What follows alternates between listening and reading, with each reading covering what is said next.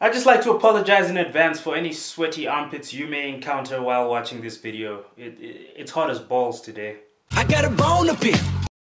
What up, Raiders? I've got a bone to pick with Rick and Morty. And not so much Rick and Morty as a show, but rather the Rick and Morty fandom.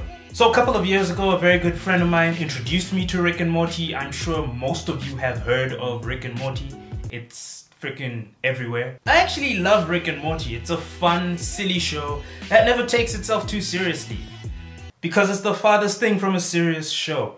So let's talk about the Rick and Morty fandom. As with a lot of Star Wars, Game of Thrones, and adult My Little Pony fans, the bronies, Jesus Christ. The Rick and Morty fandom has gone far beyond annoyance and has now reached the point of toxicity.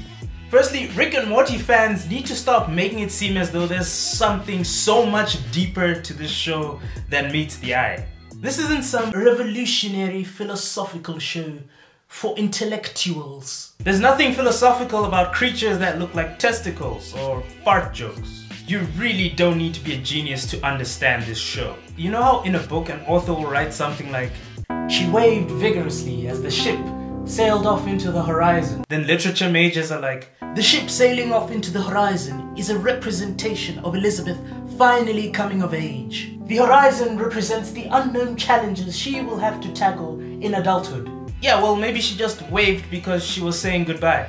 Same thing with Rick and Morty. Maybe Morty comes across as an idiot, not because he's too complex a character for most people to understand, but because he's a idiot. Watch your profanity. The other thing that ticks me off is the quotes. Like, we get that you watch the show. You don't need to tweet every single quote. "You're not Mr. Meeseeks, I won't look at you. Stop wobble-lubba-dub-dubbing all over my newsfeed, bro." And recently, I'm sure a lot of you have heard about this whole Szechuan sauce ordeal.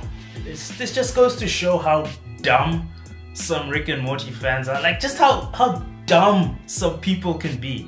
For those of you who aren't familiar with the situation, basically in the late 90s, McDonald's released a Szechuan dipping sauce for their McNuggets. This was done to promote the Disney film Mulan. So this dipping sauce was briefly mentioned in the first episode of the 3rd season of Rick and Morty, and the gag was pretty funny.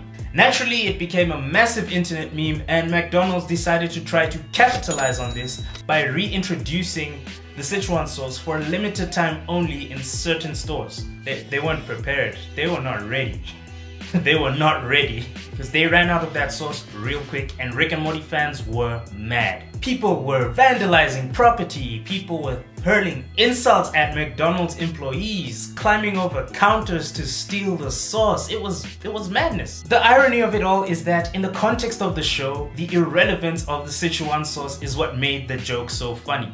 By getting emotional over sauce, you are giving it importance. And these people are the exact idiots this show makes fun of.